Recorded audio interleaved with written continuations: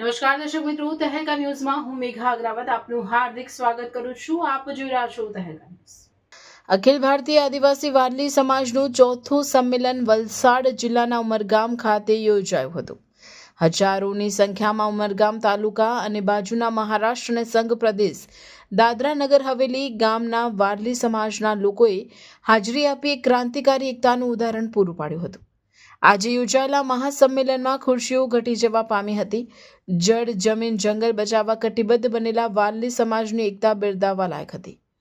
વારલી સમાજના જંગલ ગામોમાં રહેતા અને ગ્રામ પંચાયતો તાલુકા પંચાયતના હોદ્દેદારો સરપંચો અને મિલિટરીમાં કામ કરતા જવાનોનું સ્વાગત કરવામાં આવ્યું હતું।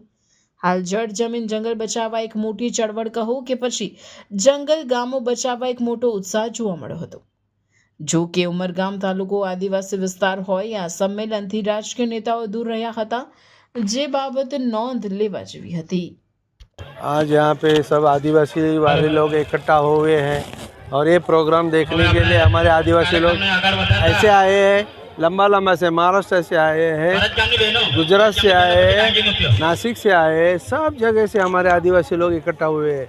और ये जो जल जमीन जंगल जो भी कुछ है सब कट रहा है, गवर्नमेंट काट रही है। ये किस लिए काट रहे, क्या के लिए? ये जगह का रक्षक तो हम ही लोग हैं, हम आदिवासी लोग हैं। आदिवासी लोग ही ये सब कर सकते हैं कि बचा सकते हैं सब जंगल। और दूसरी बात तो यहाँ पे कोई ध्यान ही नहीं दे रहा है, कोई नेता भी नहीं ध्यान दे रहा है। इतने यहाँ के बड़े बड़े लोग हैं और गुजरात जैसे राज्य में सब हो रहा है, महाराष्ट्र में हो रहा है, ये नहीं होना चाहिए। जोहार जय आदिवासी। मरम जयेश भगू बरफ, अखिल भारतीय वारली समाज राष्ट्रीय उपाध्यक्ष।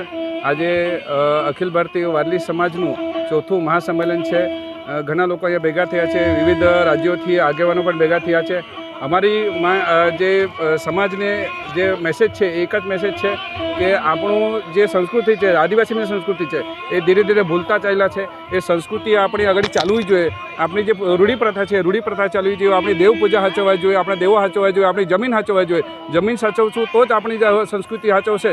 એટલા માટેની આપણી આ લડત છે કે કોઈ જમીન નહીં વેચે, જમીન સાચવી રાખે અને ખેતી ઉપર વધારે નિર્ભર રહી, એના માટેનું એક સંમેલન રાખ્યું છે। સંસ્કૃતિ માટે સૌની જોહાર, જય આદિવાસી।